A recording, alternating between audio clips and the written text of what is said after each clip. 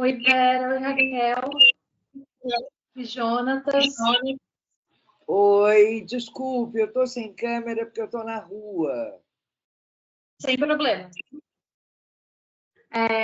Quem puder, quem quiser abrir a câmera é ótimo, mas se não puder, não tem problema. Gente, vou começando. Geralmente o pessoal começa a chegar pouco depois, mas a gente já vai começando. E até porque também muita gente assiste o encontro depois, pelo YouTube, acaba não podendo fazer perguntas, não podendo conversar, mas então, tem gente que vai ver só a gravação, então já vamos começando. Obrigada pela presença de todo mundo que está aqui agora, por quem está assistindo depois. Eu sou a Giovana, eu sou instrutora do curso de Direção de Atores aqui na ABC.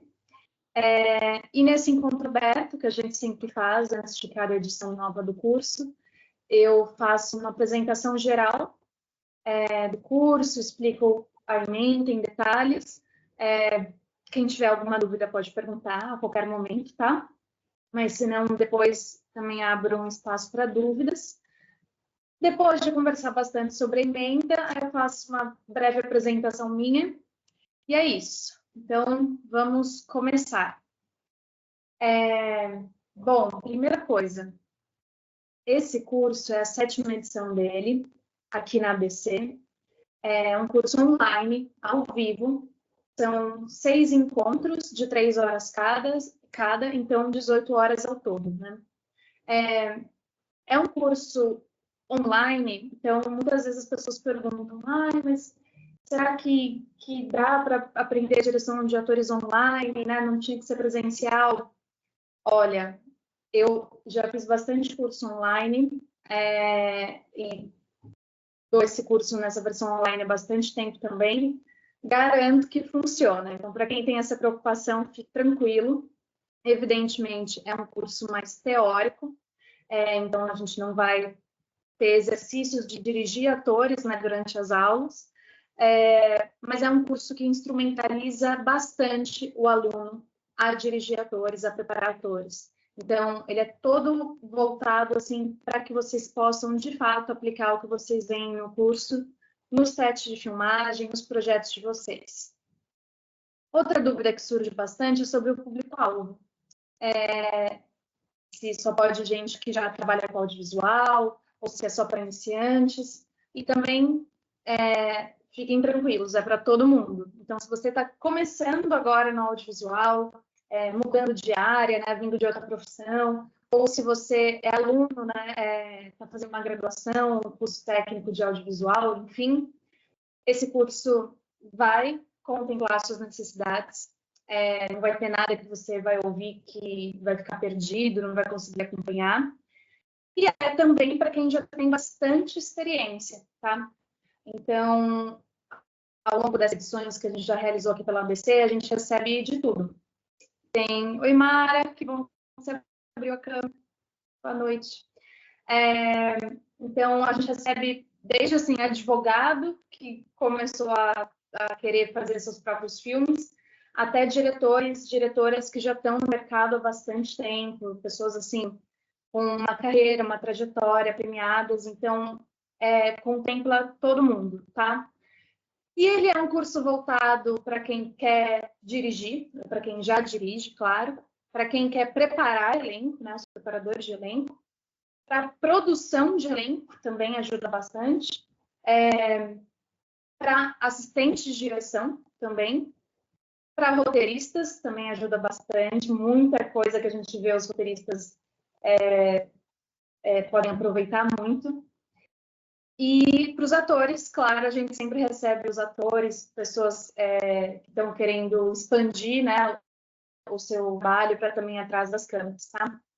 Bom, por onde a gente começa? Quando a gente fala em direção de atores, a gente sabe que essa é uma lacuna da formação da maior parte dos cursos, né, das graduações de audiovisual no Brasil.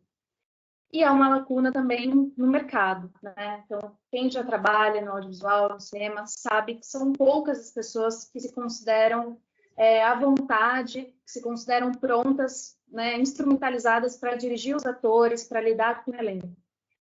Então, foi feito um levantamento por uma pesquisadora em 2010, que se chama Adriana Santos Vasconcelos, com todos os cursos, graduação, curso técnico, curso livre, enfim, de audiovisual, RTV, cinema do Brasil inteiro, e pouquíssimos oferecem a disciplina de direção de atores, quando oferecem de uma maneira muito breve, um semestre de disciplina, ou às vezes está dentro de uma disciplina maior, enfim.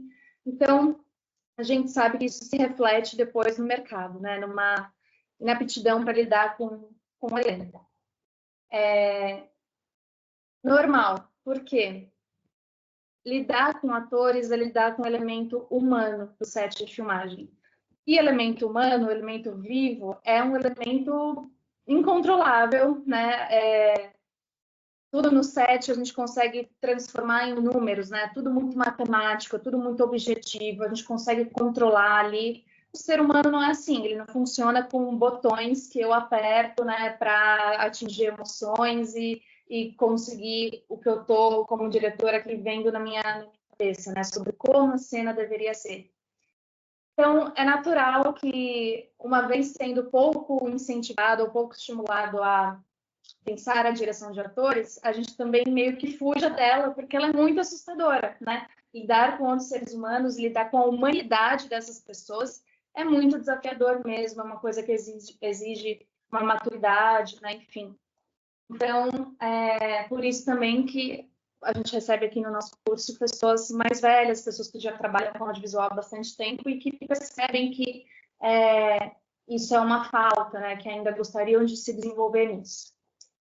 Mas dirigir atores, como a gente sabe, por mais que poucas pessoas se sintam confortáveis na direção de atores no mercado, é talvez uma das coisas mais importantes para contar bem uma história, né? Por mais que a gente invista muito dinheiro, que a gente tenha muito capricho na parte técnica, se a gente não tem bons atores, bem dirigidos, vivendo aquela história que alguém sentou para escrever, que alguém se preparou para realizar, para tirar do papel, infelizmente, assim, esse dinheiro, esse investimento, esse cuidado, esse capricho acabam muitas vezes indo pelo ralo, né? Então, é uma parte vital do fazer cinematográfico, né? Bom, para falar sobre direção de atores aqui no recorte do nosso curso, a gente fala especificamente sobre uma vertente da atuação, que é a vertente stanislavskiana, né? Então, que vem de Konstantin Stanislavski, mestre russo, né, da atuação do final do século XIX, início do século XX, e que mudou a cara da atuação no mundo, né? Considerado o pai da atuação realista, embora ele não tenha trabalhado só com isso. E a reinterpretação, né, das ideias de Stanislavski nos Estados Unidos se tornaram sinônimo do que a gente entende por uma atuação cinematográfica, uma atuação para a câmera, né? Isso por várias razões históricas, políticas também, inclusive, que a gente vai falar no nosso curso. Enfim, pela hegemonia comercial do cinema norte-americano, né, de Hollywood, ali também no início do século XX, até metade do século XX, principalmente. Então, isso se consolidou como uma linguagem hegemônica, como uma técnica de atuação e de direção de atores mais utilizada, né? Então, quando se fala em atuação cinematográfica, em geral, estamos falando sobre atuação realista, naturalista, e isso significa falar sobre a matriz stanislavskiana. Stanislavski é gigantesco, a contribuição dele, a obra dele é imensa, né? E a partir dele, diferentes discípulos de diferentes lugares do mundo, em diferentes momentos históricos, deram contribuições singulares para esse conjunto teórico que partiu de Stanislavski, né? Então, a gente tem uma árvore genealógica aí de professores, diretores, que desenvolveram técnicas a partir do sistema Stanislavski. Por isso, a gente começa por aí, né? Então, primeiro a gente vai mapear os pilares teóricos dessa técnica, né, do sistema Stanislavski. Depois a gente faz uma passagem pelo percurso histórico, né, de como tudo isso saiu ali da Rússia no final do século XIX e virou o que virou nos Estados Unidos no início do século XX, como depois isso também veio para o Brasil, né? Então, é um percurso histórico que a gente vai cobrir. Geralmente em história do cinema, para quem estuda cinema, para quem fez uma graduação ou está fazendo uma graduação, sabe que as disciplinas de história do cinema pouquíssimo falam sobre atuação, né? Como se não fosse um elemento vital da história do cinema. Então, por isso eu acho importante incluir essa introdução histórica para a gente entender como que isso se consolidou, né? Como sinônimo de atuação cinematográfica. Então, depois dos pilares teóricos de Stanislavski e desse percurso histórico, né? Final ali do século XIX na Rússia até o Brasil de 1970. Depois desse apanhadão, a gente mergulha realmente nas diferentes vertentes que surgiram a partir dos Stanislavski, né?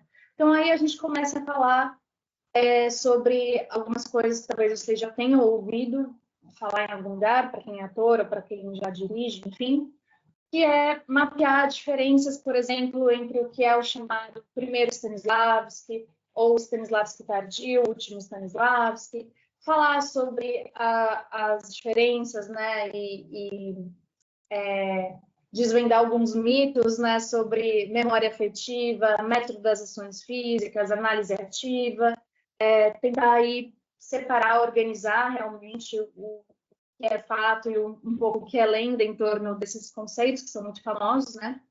E vamos falar sobre as técnicas de 3 professores estadunidenses do método, né, o chamado Method Acting, que são o Lee Strasberg, a Stella Adler e o Sanford Meisner, né?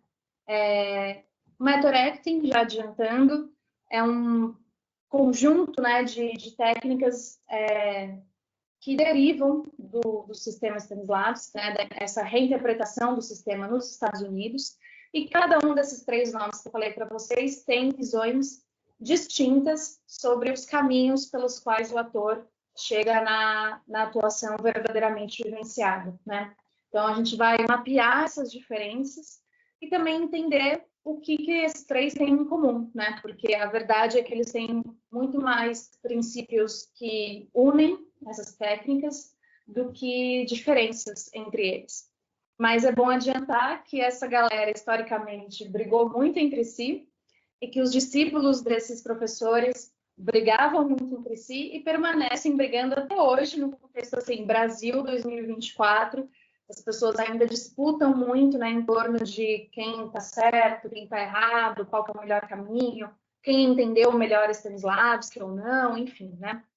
Então, pode parecer um assunto distante, né? Nossa, 100 anos atrás, a gente está falando de coisas de 100 anos atrás, mas não, é um assunto muito presente, assim, 2 anos atrás tinha uma matéria imensa na Folha de São Paulo a respeito disso, né? Isso é um debate quente, assim, né? Mesmo para os atores brasileiros nesse contexto atual, enfim. Então, é muito importante que vocês se familiarizem com essa discussão e que, inclusive, entendam essas diferenças e a contribuição de cada um desses 3 professores, porque vocês, no mercado, vão encontrar atores com diferentes formações, com uma ideologia diferente, inclusive, sobre a atuação, né? Uma visão ideológica diferente, e vocês precisam estar preparados para lidar com todos esses atores e dirigir bem todos esses atores, independentemente da formação que essa pessoa tem, ou inclusive da não formação, né? Se for uma pessoa que não passou por uma escola, um não ator, enfim. Então, quando a gente fala sobre Stanislavski aqui no curso, sobre as diferentes vertentes, esses discípulos dele, enfim, aqui eu sempre dou esse aviso, assim, a gente não está aqui para determinar qual versão é melhor, quem entendeu melhor Stanislavski, qual caminho é mais seguro, é mais eficiente. Não. Aqui a gente está para conhecer tudo, para que depois, eventualmente, vocês possam fazer as próprias escolhas de vocês e para isso que eu também falei, né? Para vocês conseguirem lidar com todos os atores, independentemente da formação que cada um tem. E vocês vão ver que existem muitos recursos e exercícios, ferramentas de cada um desses professores, né, do Strasberg, da Stella Adler e do Meisner, que são ferramentas que podem ser usadas por todos os atores, independentemente da formação deles ou da não formação, né? E importante dizer, ferramentas que são seguras, né? Ferramentas que não prevêem nenhum tipo de abuso, né, psicológico ou físico dos atores. Então, a gente vai aprender como usar tudo isso de forma sempre segura, ética, responsável, né? E acreditem, é possível, tá? Bom, depois de passar por Strasberg, Meisner e Stella Adler, a gente vai falar na terceira aula, terceiro encontro, sobre uma ferramenta fundamental, que eu falo que é a ferramenta que muda vidas, que é a análise de texto, tá? Para quem já trabalha com cinema, sabe que a gente faz análise técnica, né? Análise técnica é um documento que basicamente cada departamento do cinema olha para o roteiro, ou analisa o roteiro, esmiuça o roteiro, prevendo, mapeando tudo que vai ser necessário para tirar aquilo que está nas páginas e botar de pé, né? Para aquilo existir no mundo, para dar vida ao nosso projeto. Então, direção de arte faz análise técnica da arte, o pessoal da foto faz, o pessoal do som, o assistente de direção faz a análise técnica geral do projeto, né, daquele roteiro. E existe uma análise técnica do departamento de direção de atores. Essa análise técnica é feita por quem dirige, né, o diretor, a diretora, e ou também por quem prepara, caso exista um preparador de elenco no projeto, né? Então, a gente vai falar sobre essa análise, que é uma análise do roteiro, como eu estava falando, e que é uma análise, sempre gosto de falar isso, que ela não é assim teórica, assim, do cabeção, né? De, eu vou entender os conceitos filosóficos, sociológicos dessa história, né? Não é sobre isso. É analisar a humanidade desses personagens, né? O que eles querem, o que eles precisam, como eles pensam, enfim. Então, é uma análise muito concreta do roteiro. Então, diferentes escolas, né, diferentes linhas de formação de atores no mercado ensinam diferentes análises de texto, né, porque isso é uma análise que o próprio ator também muitas vezes faz. Mas cada ator tem o seu próprio jeito de fazer análise, tá? A depender da formação que tem. Então, a análise que eu ensino para vocês aqui, ela contempla conceitos que vão abarcar diferentes formações de atores, tá? Então, por exemplo, um dos itens, né, um dos tópicos dessa análise de texto, a depender da formação do ator, pode se chamar necessidade. Para outros atores, pode ter o nome de super objetivo ou super tarefa, ou ainda pode se chamar objetivo geral. Então, 4 nomes diferentes para um mesmo conceito, tá?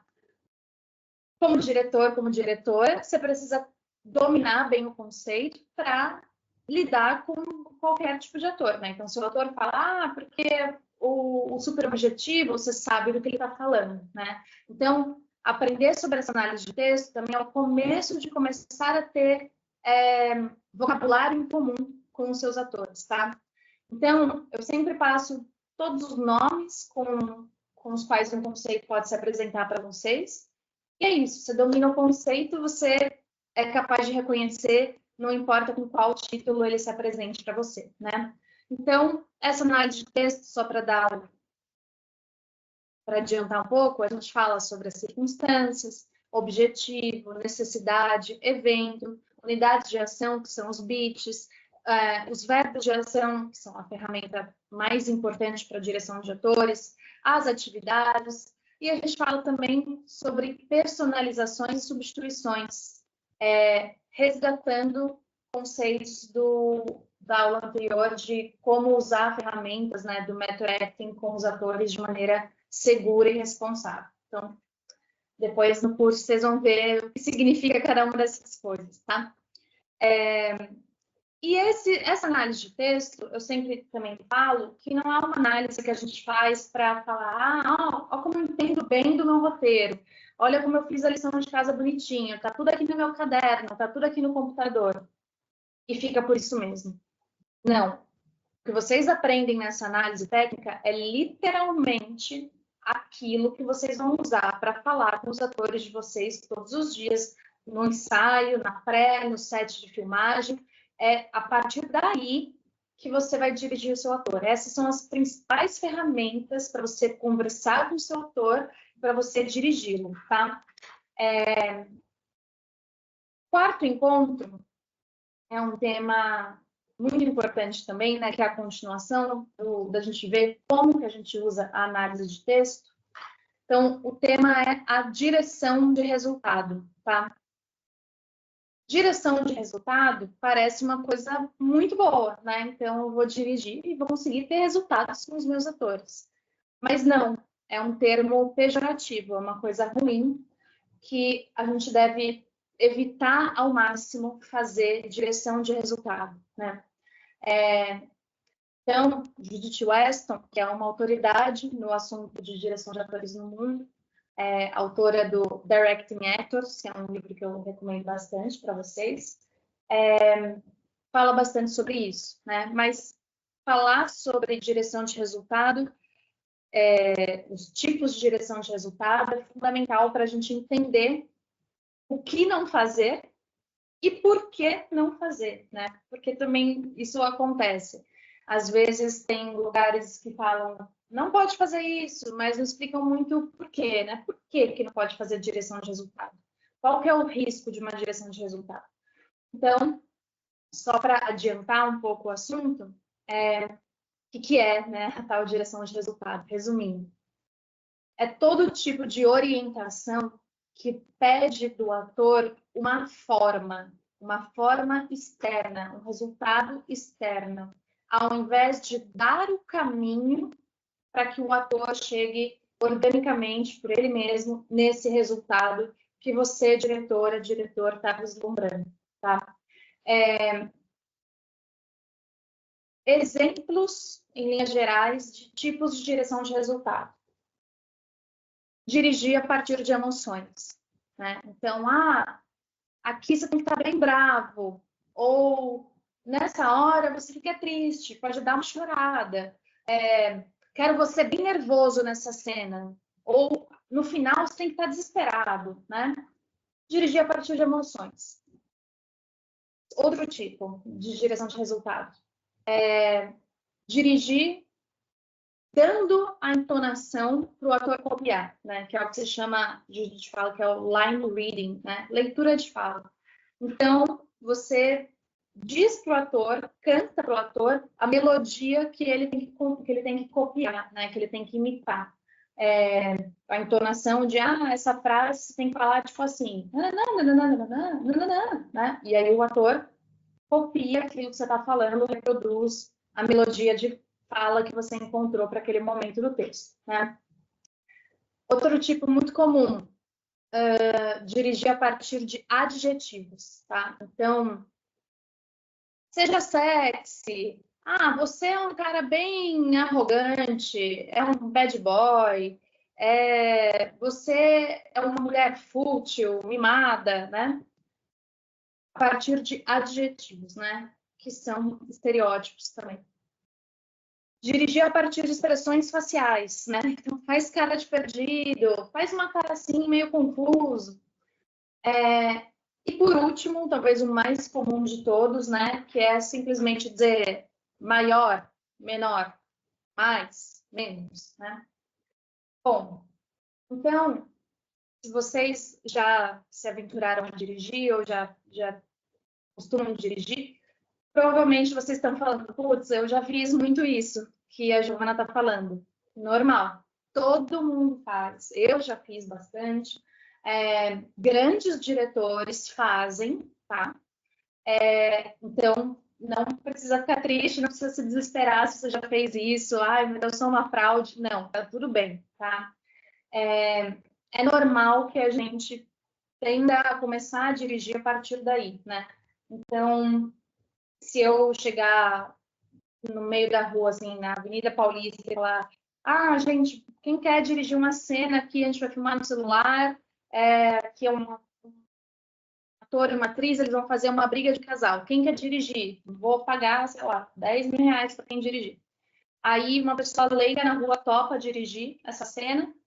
Essa pessoa vai dirigir essa ceninha aí do conflito, a briga do casal, a partir de tudo isso que eu falei. Vai fazer direção de resultado, tá?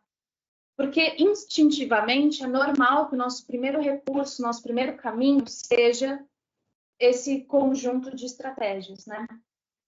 Mas a gente não pode, se queremos ser ou se somos diretores profissionais, não podemos ter o mesmo vocabulário ou a gente não pode se restringir ao mesmo vocabulário que uma pessoa leiga teria, né? Então, o vocabulário, as ferramentas de alguém que conhece direção de atores, que sabe dirigir um ator, está nos elementos da análise de texto, né? Da terceira aula. Eles são a principal alternativa, né? O que eu, se eu não posso falar mais menos, o que eu ponho no lugar disso? Qual que é a alternativa para isso? Essas ferramentas que a gente vai ver, tá? Por que eu falo que grandes diretores usam isso? Você vai falar, ué, mas se os grandes diretores usam, eu também posso usar? Então, é bom? Então, dá tudo certo? Não. Acontece que os atores, em geral, se acostumam ou aprendem a traduzir direção de resultado para o vocabulário da análise de texto, tá? Então, às vezes grandes diretores dirigem assim, ok, mas são diretores que estão trabalhando também com grandes atores e que sabem fazer essa tradução. E primeiro, eu acho chato, né, que a gente precise ser traduzido pelos nossos atores, acho que ninguém quer isso. E acho que todo mundo quer poder dizer assim, bom, os atores atuaram bem por conta da minha contribuição, né? Por causa da minha direção. E não, os atores atuaram bem apesar da minha direção, né? Então, se a gente não quer isso, o ideal é que a gente não precise ser traduzido, né? Que a gente aprenda a converter toda essa linguagem do resultado, né, da direção de resultado, para a linguagem da humanidade desses personagens, né? E existem razões para isso, tá? Não é porque realmente é contraproducente. Trabalha contra você usar a direção de resultado. Dificulta o trabalho dos atores e, caso estejamos trabalhando com bons atores, e se não estamos trabalhando com bons atores, aí o risco de ficar ruim é maior ainda, né? Então, a gente vai entender o porquê, né? Qual o problema de cada tipo de direção de resultado, quais são os riscos, por que é contraproducente, por que atrapalha e o que fazer no lugar disso, tá? Depois disso, né, na mesma aula, no mesmo encontro, a gente vai falar sobre um outro assunto que é muito, muito, muito importante, que é como criar um ambiente seguro e propício para o trabalho dos atores e como estabelecer uma relação de confiança entre direção e elenco. Muitas vezes os filmes pecam aí, né?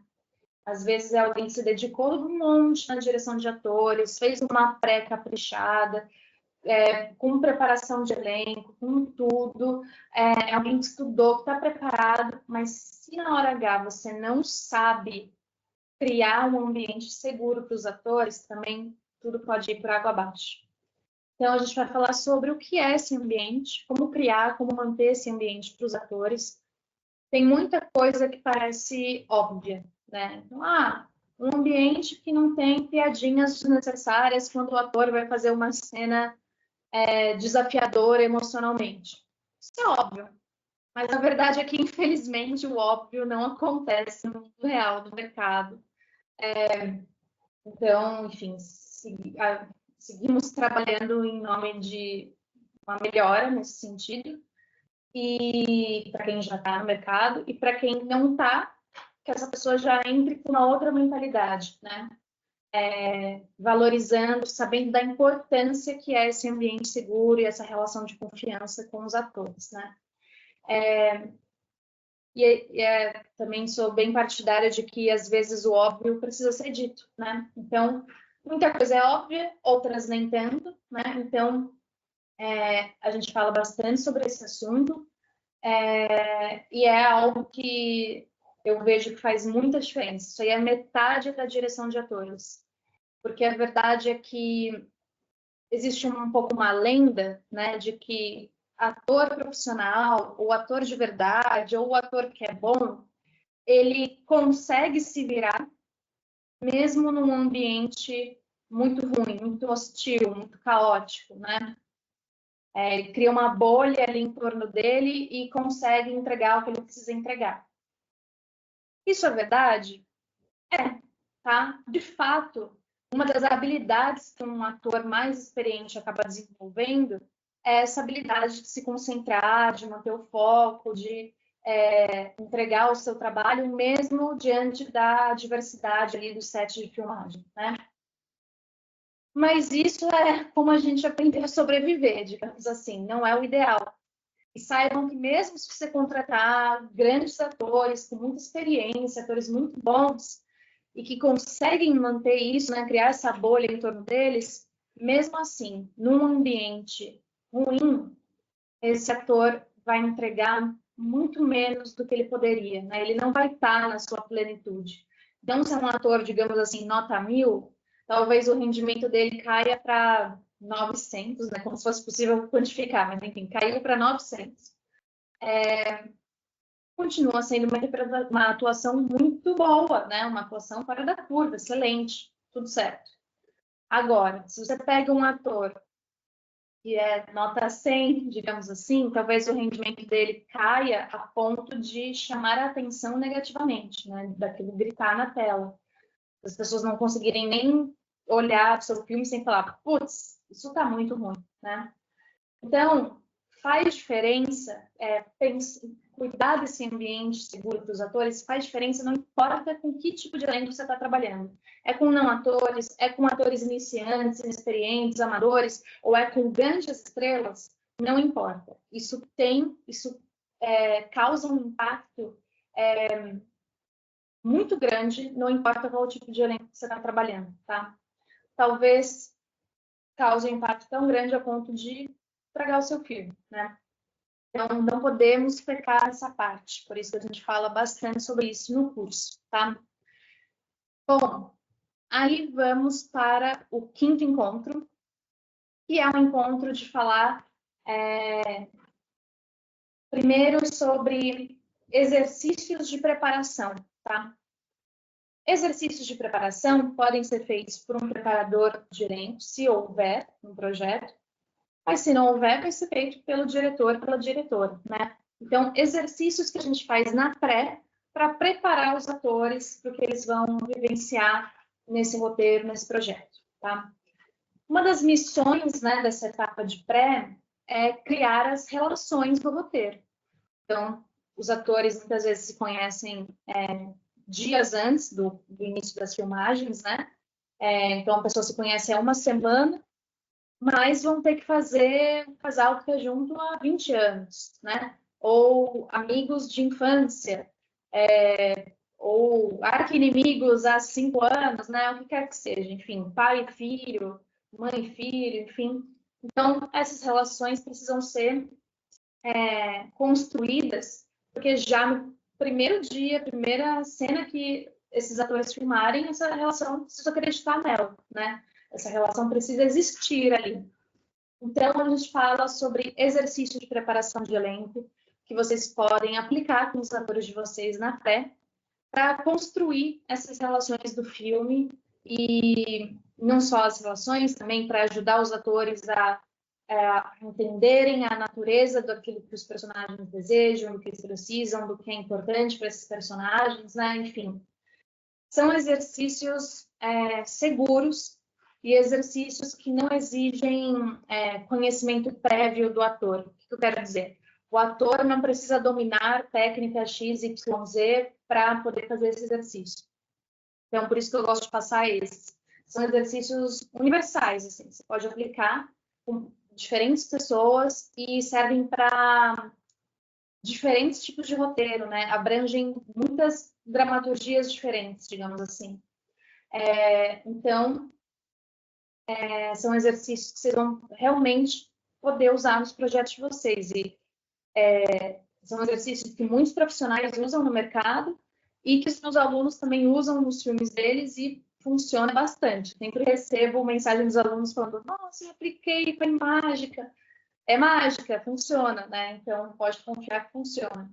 E, reiterando, são exercícios seguros, né? E a gente sempre parte do princípio da autonomia dos atores e do consentimento, né? Então, a gente vai falar bastante sobre isso também quando a gente abordar os exercícios, tá? Para além desses exercícios de pré, a gente começa a falar sobre o início do trabalho com os atores na pé, né? Então, a famosa leitura de mesa, né? Que é uma etapa comum de todos os projetos, enfim, as pessoas costumam fazer leitura de mesa, mas infelizmente, às vezes a leitura de mesa é feita de um jeito contraproducente. Então, a gente vai falar sobre isso, né? O que é uma boa leitura de mesa, como a gente conduz uma boa leitura de mesa para os atores. E vamos falar sobre estratégias de ensaio, estratégias de improvisação para levantamento de cena, né? A famosa análise ativa, né? Então, lá na terceira aula, a gente fala sobre uma análise de texto, né? Eu estava falando para vocês, a análise técnica do departamento de direção de atores, que é uma análise mais intelectual, mais passiva, né? Daquele roteiro. A análise ativa diz respeito a todas essas experimentações, improvisações, estudos que a gente vai fazer de pé, né? De fato, com o nosso corpo. Os atores ali de pé, dando vida àquele texto, experimentando caminhos, possibilidades, descobrindo a cena, né? Então, por isso que a gente fala que é levantar a cena, né? Então, ao invés de um trabalho de mesa, sentado ali, olhando para o papel, a gente faz de pé, no corpo, ativamente, né? Análise ativa. E vamos falar, então, sobre diferentes tipos de improvisação que podem ser usados. São improvisações também seguras, elas vêm de Stanislavski, e que muitos profissionais usam de diferentes linhas, então também contempla diversas formações de ator, tá?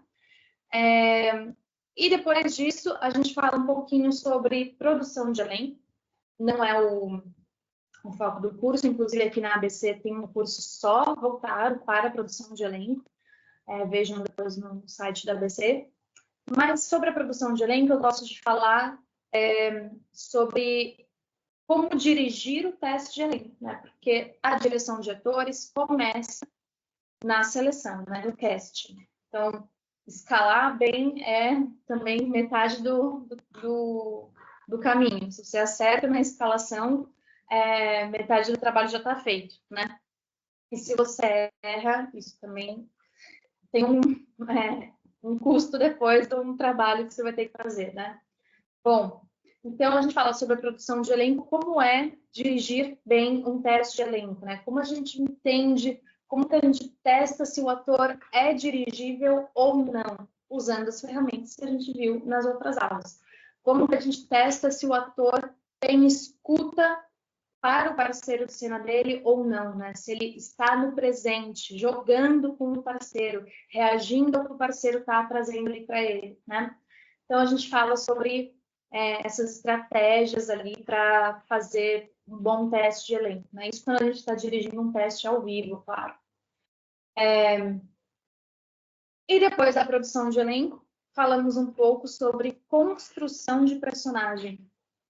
A gente fala pouco disso porque a construção é aquela parte física e vocal, né? Então, como um ator constrói um corpo, uma voz diferente da dele, né, na vida pessoal dele, para aquele personagem. Que nem sempre há essa etapa do trabalho, né? Evidentemente, existem projetos em que o ator não vai precisar construir algo que lhe é estranho, né? E existem projetos em que isso é muito importante. Mas, independentemente disso, essa construção de personagem ela é mais da esfera do ator, né? o diretor, a diretora não tem tanta intervenção direta nisso, né? Mas é importante a gente falar sobre esse assunto, para que vocês entendam mais realmente sobre a natureza do ofício, como o ator, em linhas gerais, né, como o ator conduz isso, essa construção de personagem, e como nós, enquanto diretores e preparadores, podemos auxiliar, amparar o nosso ator nesse processo dele, né? E aí vamos para o nosso sexto e último encontro. O tema desse encontro é a preparação de elenco em si.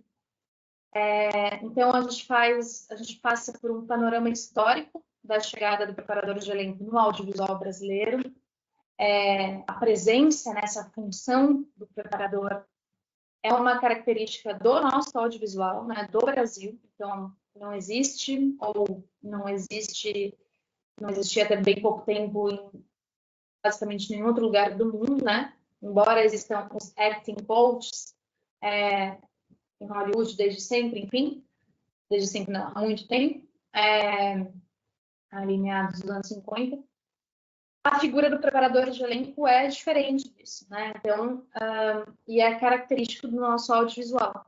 Então, a gente fala sobre essa história, né? Como que surgiu essa figura no nosso cinema, a que necessidades o preparador de elenco veio a atender, né?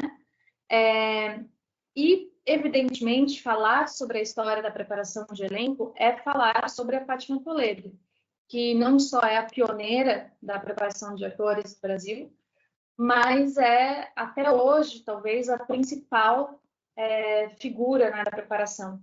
Pessoa que assinou mais projetos e que assinou, enfim, obras muito importantes do audiovisual brasileiro, né? Então, uma vez falando sobre Fátima Toledo, para quem conhece ela, sabe bem o que eu estou falando, evidentemente, a gente tem que passar por uma discussão ética, né? Sobre os limites da preparação de elenco, o que significa uma condução de preparação de elenco ética, segura, o que realmente é criar condições para que o consentimento dos atores seja pleno, né? Seja informado, enfim. Então, a gente vai passar por essa análise das críticas, das polêmicas, das denúncias todas que envolvem a função de preparador de elenco em si, e claro, a Fátima também, né? Para que a gente possa refletir sobre as possibilidades e as responsabilidades de trabalhar com atores, de preparar atores, né? E, em específico, as responsabilidades quando a gente está lidando com não atores, né? Então, principalmente pessoas não atores, que são pessoas em algum grau ou com algum tipo de vulnerabilidade social, que é uma constante também do cinema brasileiro. E nisso inclui aí também as crianças, né? Questões específicas do como lidar com as crianças. Porque tudo que a gente vai ver nas aulas anteriores vale igual para não atores e para crianças, tá? Mas, nessa última aula, eu gosto de falar bem especificamente quais são os cuidados diferentes e quais são as particularidades do trabalho com as crianças e com pessoas com algum tipo de vulnerabilidade também com as crianças, tá? Então, esse é o caminho do nosso curso da Ementa. Nas atividades práticas, o que vocês fazem é um exercício individual, que eu peço para vocês, de análise técnica, né, análise de texto de uma cena de um filme. E aí, isso é um trabalho individual que vocês me mandam por fora das aulas e eu dou um atendimento para vocês, geralmente por muitos áudios do WhatsApp. A gente vai conversando sobre o trabalho de vocês, dando feedback, aí geralmente vocês se refazem, mudam coisas, enfim, a gente vai conversando, para que vocês saiam dominando realmente essas ferramentas de análise, que é o que vocês mais vão usar para lidar com o ator. E são as ferramentas também mais universais, digamos assim. Ferramentas que vocês vão poder usar em diferentes veículos, gêneros, linguagens, né? Comédia, terror, drama, enfim. Então, São ferramentas muito versáteis e muito importantes. Então, vocês fazem esse exercício individual e eu vou dando feedback para vocês em particular, né? Paralelamente às aulas, tá? Então, o caminho do nosso curso é esse. As aulas online, ao vivo, são 3 horas, né? Cada encontro. Isso é bastante tempo, inclusive é bastante tempo para ficar na tela do computador, né? Mas são aulas bem dinâmicas, bem divertidas, então também sempre dá um intervalo no meio para todo mundo respirar, então acaba fluindo bem, tá? E é muito conteúdo por aula mesmo, tá? São aulas bem densas, né? Para além de uma longa duração, elas são bem densas, com muito conteúdo. Então, eu sempre falo que eu acho uma super vantagem ser online, porque fica gravado. Então, vocês têm a oportunidade de rever essas aulas. É muito comum isso.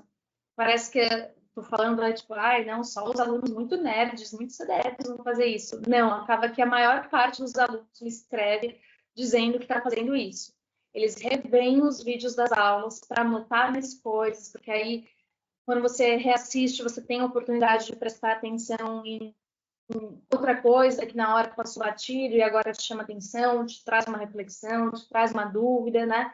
Então, aí você pode anotar, ver com mais calma, pausando o vídeo, né? Então, isso é uma super vantagem que a aula presencial ao vivo não ia ter, né? A vantagem também é que, caso o aluno precise faltar, não possa estar no horário da aula ao vivo ou não possa, o seu aluno perdeu o começo, não perdeu o final, ele pode ter acesso a isso depois, né? Então, as aulas ficam disponíveis, as gravações ficam disponíveis na plataforma por um tempinho depois, então vocês podem ir lá. Tem alunos que não podiam fazer o curso no horário, né, ao vivo, e que viram todas as aulas gravadas, fizeram o curso só assistindo aulas gravadas e conversando comigo por fora, e funciona muito bem também. A única diferença, e preciso avisar para vocês, é que para obter certificado, precisa participar de pelo menos 75% das aulas ao vivo, tá? Então, se o certificado for importante para alguém, é bom saber disso, né? Que precisa estar ao vivo nas aulas.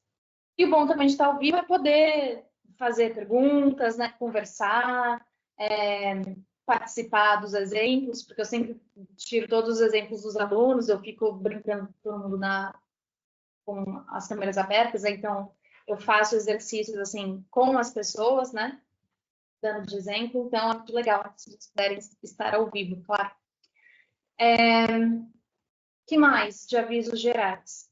Bom, todas as informações sobre o curso, né, sobre os dias, horários, forma de pagamento, como funciona a plataforma da aula, tudo isso vocês podem encontrar lá no site da ABC, tá?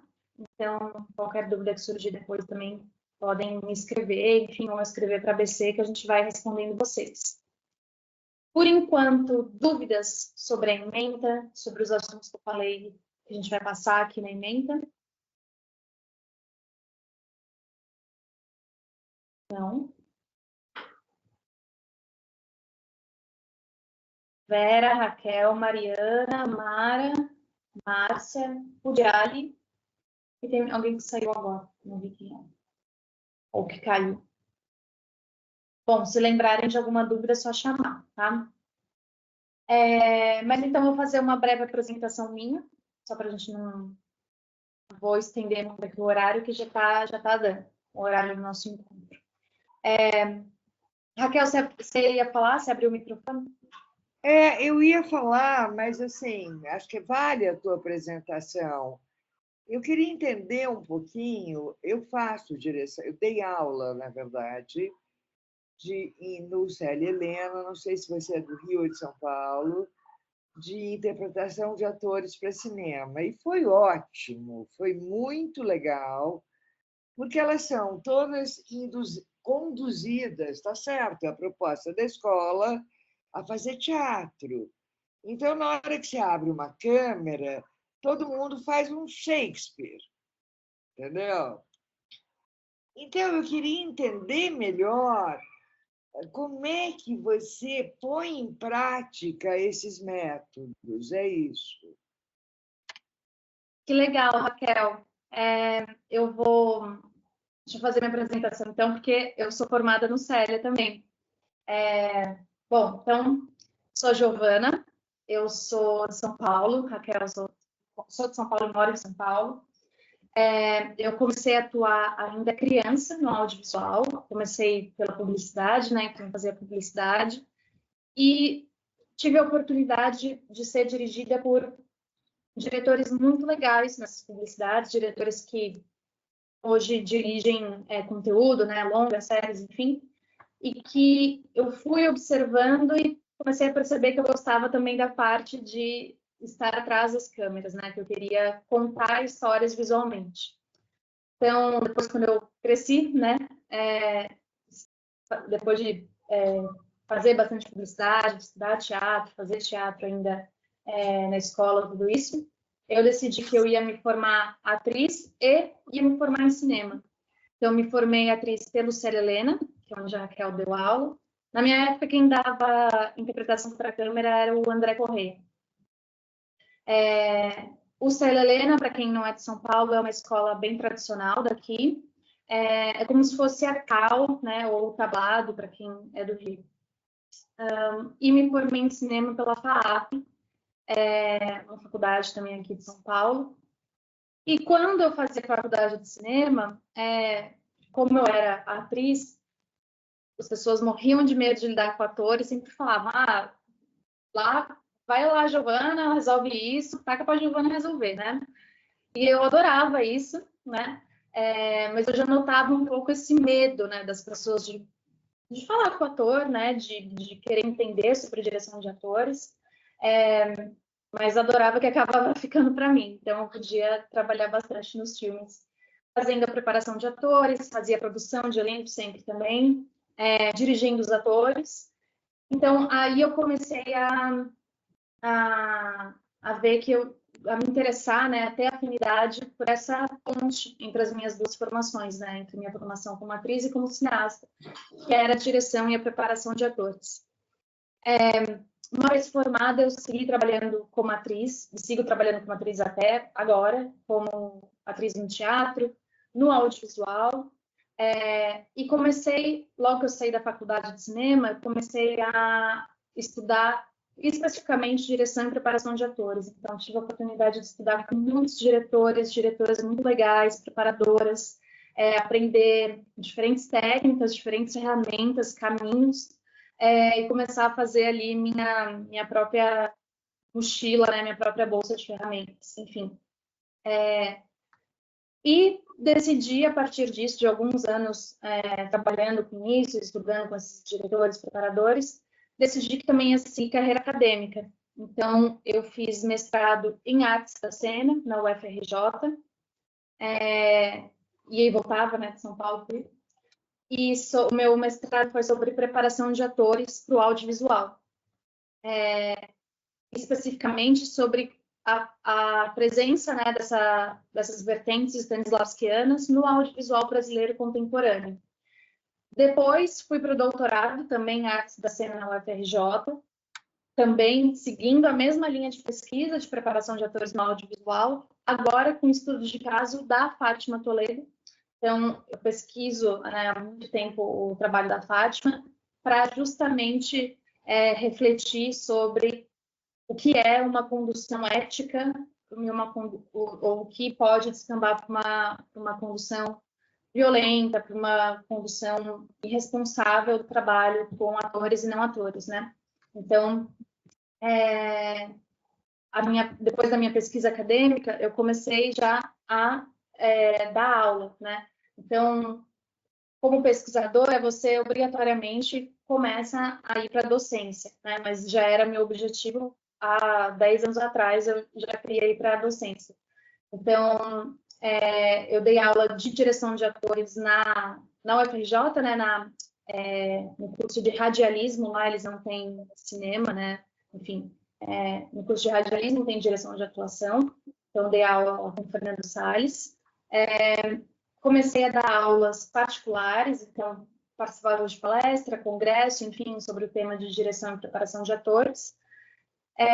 Comecei a dar aula aqui na ABC em 2022 e me tornei professora de direção de atores na graduação de cinema da FAAP, onde eu tinha me formado. Então, dou aula na FAAP. E na FAAP o curso tem essa parte prática, né, de lidar com os atores e os aspirantes a cineastas diariamente, né, ficar realmente nessa oficina mais prática. Mas digo sempre tranquilamente que, independentemente desse braço prático ou não, o curso aqui no modo da ABC, né, online, enfim, também em outros lugares também online, pelo SESC, enfim, funciona igual. A diferença é que aí o aluno vai praticar na vida, mas uma coisa importante que eu sempre digo é que a parceria que a gente firma dura para sempre. Então, eu estou sempre aqui para os meus alunos, ex-alunos, às vezes me escrevem depois, mandam perguntas, pedem ajuda para pensar projetos, enfim, eu estou sempre atendendo, tá? Agora, respondendo de fato sua pergunta, Raquel, tem um pouco uma visão reducionista, assim, que atuar para teatro é grande, atuar para câmera é pequeno, né? É menos.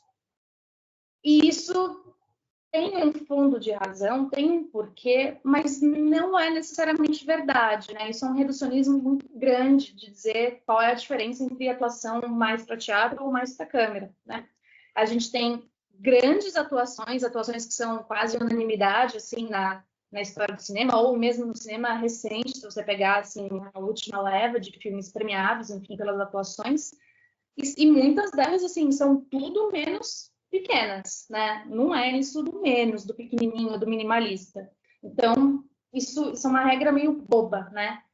A diferença, a meu ver, se a gente precisar reduzir muito, né? E sempre lembrando, existem cinemas e cinemas, existem teatros e teatros, né? 1000 linguagens dentro do teatro. Mas se a gente for generalizar bastante, o teatro, ele não só permite o truque, a convenção, né? Como ele muitas vezes pede o truque. É necessário o truque. O que eu quero dizer com o truque e convenção? Coisas básicas, né? Eu preciso ser visto por muitas pessoas, preciso ser compreendido por muitas pessoas. Existe uma distância física e eu sou ali pequenininho no palco. Então, isso já implica em necessidades, demandas de voz, de corpo, de gesto, que a câmera não tem. E a câmera, por outro lado, ela não só não pede, como ela não tolera o truque.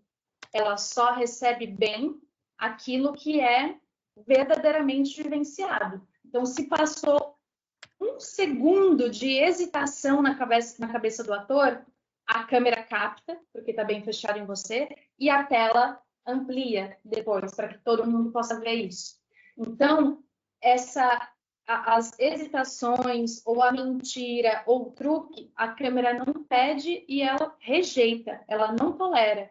Então, é muito mais sobre a câmera, relembrando, dentro desse recorte de um cinema ocidental, como falando de atuação realista e naturalista, ela pede a vivência verdadeira. Quando a gente vai para Stanislavski, nada mais é do que a atuação stanislavskiana, é o Perishvania, né? Que antigamente era traduzido como a arte da vivência, hoje vai ser traduzido, né, na nova tradução, como experiência do vivo.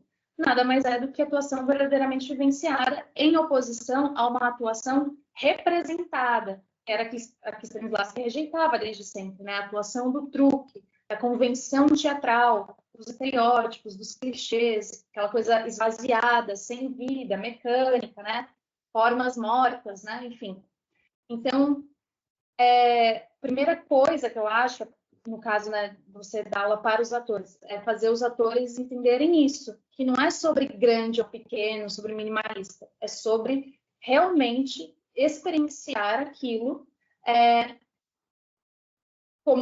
se pondo em situação, né? Então, o que está acontecendo na câmera está acontecendo. A gente não tem como fingir que não tá, né? Evidentemente, existem... Óbvio que a câmera também, às vezes, pede truque, né? Às vezes você fala uma coisa sem olhar para o seu parceiro, você tem que olhar meio para o lado, porque para respeitar o eixo. Claro que tem essas coisinhas também no cinema, né? Mas, em linhas gerais, se eu pudesse resumir, seria isso. E Lee Strasberg, Stella Adler, Sanford Meisner, Elia Kazan, Bob Lewis, que são os principais nomes, né, dessa reinterpretação de Stanislavski nos Estados Unidos, apresentam diversos caminhos, ferramentas e exercícios para que o ator chegue nessa vivência verdadeira. Mas tudo isso já estava ali em Stanislavski, tudo isso.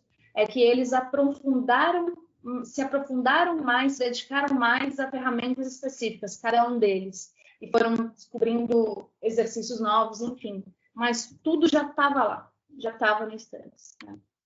Não sei se te responde. Nossa, foi ótimo. Desculpe, a Mara está com a mão levantada, mas foi ótimo, é invejável a tua formação, Giovana, invejável. Você fez Obrigada. estágio no Rio ou aqui? No Rio, pelo que eu entendi, não? No Rio, o FRJ. Ok. Não, enfim, eu sou mais velhinha, então eu tenho uma bagagem assim de vida, na verdade. Eu comecei em cinema, em publicidade, nos anos 70, certo? E eu nunca quis ser uma diretora de cinema publicitário, fui me metendo em outras coisas, certo? Hoje eu estou muito mais ligada a longa e documentários e por aí vai. Agora, eu fiquei mega curiosa com a tua formação, porque o que me faltava quando eu dei o curso no Célia Helena era exatamente bibliografia, sabe? As meninas, assim, para você ter uma ideia, o Mion foi meu aluno, não por muito Nossa! tempo, mas foi, certo? E não era ele, obviamente, mas eu recebia muitas perguntas, que você deve ter recebido também, do tipo, mas eu tenho que fazer uma cara de tristeza. O que eu tenho que fazer? Eu falei, querida, eu falava, eu não vou te dizer que para fazer uma cara de tristeza vai ter que levantar a sobrancelha esquerda, porque não é assim. É exatamente o que você falou, é vivenciar. Claro que em cinema é tudo muito menor do que em teatro. Eu acho que é mesmo, mas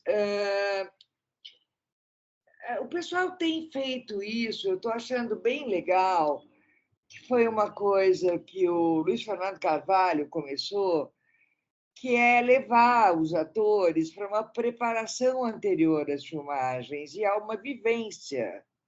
Eu me lembro do Raul Cortez me contando que ele ficou, antes de fazer Lavoura Arcaica, ficou numa fazenda, num mato, não sei o quê, 3 meses, entendeu? E Sim. o resultado era lindo, inegavelmente. Agora, a Fátima, embora eu pessoalmente goste muito, ela é polêmica, né?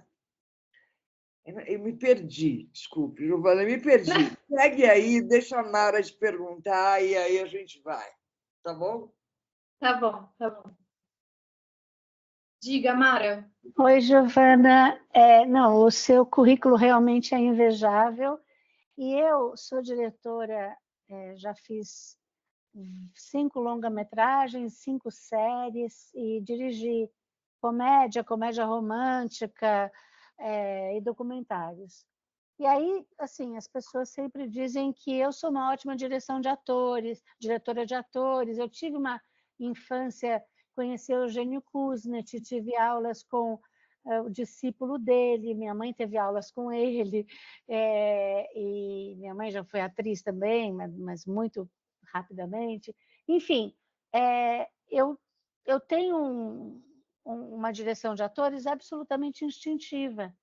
E justamente eu estou procurando, com o seu curso, ganhar esse vocabulário, né? E me comunicar com os atores de uma forma mais profissional do que eu venho fazendo, que é absolutamente instintiva, embora tenha dado certo. Mas eu acho que o meu medo é sair das comédias românticas, e entrar no meu próximo filme de ficção, que é um pouco mais denso em termos de interpretação.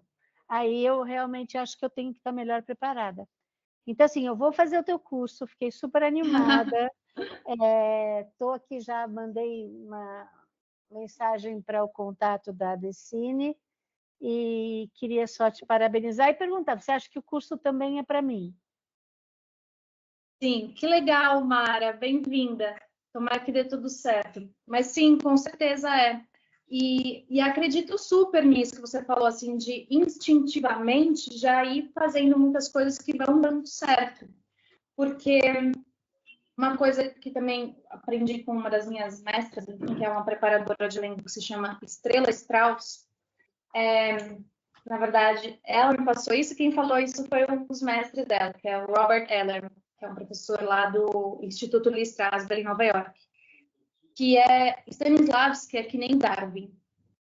Por quê? Darwin é um cientista que ele não é que ele inventou uma coisa, inventou, sei lá, a máquina do tempo, um negócio, né? Criou algo que não existia, né? É um cientista que simplesmente olhou para a natureza e entendeu, compreendeu qual que era a lógica por trás daquilo, né? Qual a lógica que regia tudo aquilo. Stanislavski é a mesma coisa. Stanislavski não inventou nada, não criou nada. Inclusive, o próprio Stanislavski falava muito isso, né? Ele simplesmente foi uma pessoa que olhou para os grandes atores do tempo dele, para ele mesmo enquanto ator e para os colegas de trabalho dele, e começou a tentar entender qual era a lógica do que acontecia com essas pessoas quando elas atuavam bem, né? Então, a pergunta que ele se fazia é: por que tem dias que são tão bons, tipo, magicamente hoje a inspiração aconteceu, né? Então, nossa, hoje foi muito bom, e dias que não rolava, né? Porque ele precisava tornar esses momentos raros, né, de inspiração mais constantes, né? E mais sob domínio dos atores, para que os atores não ficassem à mercê do hoje baixou a inspiração, hoje rolou, né? Nossa, hoje aconteceu a mágica. Para que os atores soubessem conduzir isso, né? Para que fosse uma escolha e para que isso acontecesse muito mais vezes. Então, ele começou a olhar para si mesmo e para os grandes atores do tempo dele e entender qual a lógica que existe por trás disso. E que é, basicamente, a lógica do ser humano. As coisas que acontecem com os atores em cena são as coisas que acontecem com os seres humanos na vida, com todos nós, né? Então, quando a gente pensa em atuação stanislavskiana, nas premissas de Stanislavski, na visão dele, não é algo criado, inventado, é a natureza do ser humano. Ele compreendeu a natureza do ser humano, como o ser humano funciona, os mecanismos do ser humano, né? Então, instintivamente, artistas sensíveis também, às vezes, chegam nas mesmas conclusões de Stanislavski, talvez não dominando completamente qual é a lógica por trás, né, dessas engrenagens, assim, mas naturalmente já sabem como fazer, porque tem essa sensibilidade de olhar o ser humano, né, e de olhar também para si, né, porque quando eu sempre falo isso também para os diretores, uma das habilidades que a gente tem que ter como diretor é que a gente tem que ser tão vulnerável com os atores quanto a gente quer que eles sejam com a gente, ou quanto a gente quer que eles sejam nesse projeto. Então, quando a gente é capaz de olhar para a nossa humanidade, eu, diretor, olhar para a minha humanidade e tentar me colocar no lugar desse personagem e desse intérprete, isso também, nossa, já um monte de coisa instintivamente você começa a sacar. Porque você pensa, se eu precisar fazer esse personagem, o que eu ia precisar ouvir? Que perguntas eu ia ter? E naturalmente você já começa a saber o que você precisa dar para o seu ator, né? Então, acho que a experiência que você, Mara, tem, que Raquel tem, é isso, é uma bagagem que é a própria vida que traz, né? Então, realmente, uma das coisas que também, como na FAP, né, dando aula em faculdade, dou aula para pessoas mais novas, tem coisa que eu sempre falo, gente, só o tempo. Só o tempo. Tem coisa que realmente é da maturidade, de viver a vida para, sabe, ganhar esse corpo, essa envergadura, né? Então, com certeza, assim, naturalmente, eu tenho certeza que vocês já chegaram em muitas coisas maravilhosas, né? Mas ainda assim, acho que o curso faz sentido para criar mais esse domínio de entender por que as coisas que eu fui fazendo instintivamente foram dando certo e como eu posso aprimorar e expandir também essas ferramentas, né? Então, acho que vai ser bem legal. Já recebi alguns diretores com bastante experiência também, e que falaram, nossa, o curso foi muito legal, me trouxe coisas novas, coisas que me fez repensar o que eu já fazia, então acho que vai ser legal. Ótimo, obrigada. Imagina, obrigada a você. Giovana, deixa eu te Diga, perguntar. Raquel. Não, adorei, quero mais, entendeu? Agora, eu queria te perguntar o seguinte: quem está à frente da ABC atualmente? É o Lauro, tá? O Beato? Eu acompanhei uma aula do Beato outro dia, mas eu fiquei meio sem saber. Eu te explico por quê. Mara e eu somos da APACE, que é a Associação Paulista de Cineastas. E me ocorreu, eu metida que sou, tentar falar com alguém responsável. Eu já mandei, Raquel, já mandei uma mensagem para eles propondo uma parceria. É isso.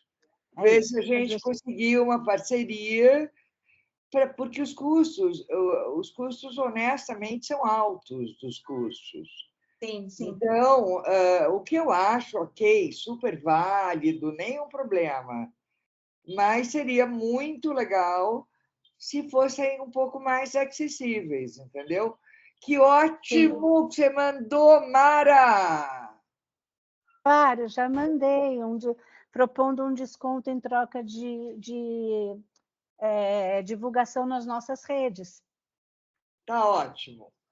Então, Tá, tá não vou dizer porque eu estou achando ótimo. Isso é um assunto entre nós, entendeu? Mas não, bobajada, nada grave.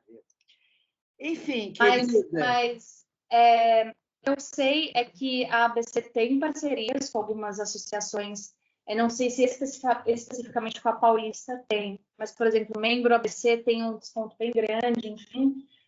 Existem bolsas de estudo também, e aí são bolsas afirmativas, enfim, não sei se seria o caso de vocês. Mas escrevam sim, conversem lá, porque eu acho que tem várias possibilidades de tornar mais acessível, enfim, mais jeitos de fazer caber no bolso, né? Não, é isso, assim, todo mundo. Cinema é aquela coisa que você também faz, você sabe. Tem hora que a gente está quase milionário, e aí empresta dinheiro para todo mundo, e tem hora que fica pedindo dinheiro emprestado, é um horror, entendeu? Sim. Né? Completamente incerto, né? Mas enfim, vamos que vamos. A Sim. questão é explicar isso para quem não faz cinema, entendeu? Né? Bom, Sim, querida, mas escrevam para lá. um monte, adorei, parabéns, com certeza. Vou te perguntar uma coisa. Você conhece Nossa Senhora do Casting? Conheço, é uma agência de atores daqui de São Paulo. Mas o que você acha? Acho ótimo. Eu já trabalhei com a Nossa Senhora. Eu vejo muitos colegas atores trabalham com eles lá, gostam bastante. Acho que é um lugar bem ético, bem seguro. É porque elas são minhas irmãs, a Claudinha e a Natasha, é isso, entendeu? Legal. Legal, maravilha. Obrigada, viu? Imagina, obrigada a você. Então é isso, pessoal. Para quem está assistindo depois ou para quem está aqui, Se lembrar de alguma pergunta, alguma coisa que não foi respondida, ou só quiser conversar, pode me escrever, pode me chamar lá nas redes sociais.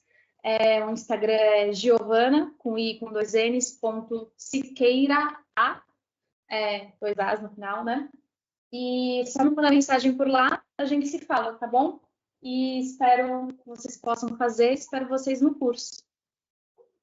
Então, Que dia até, que começa gente. Muito mesmo? obrigada. Que dia que começa mesmo, Giovana? Começa segunda que vem. Ah, tá ótimo. Tudo bem, vou fazer. Beijo, tchau. Tchau, gente. Obrigada. Beijo, Boa querida. noite. Obrigada, Giovana. Tchau, gente. Tchau. Tchau, Fernanda. Obrigada.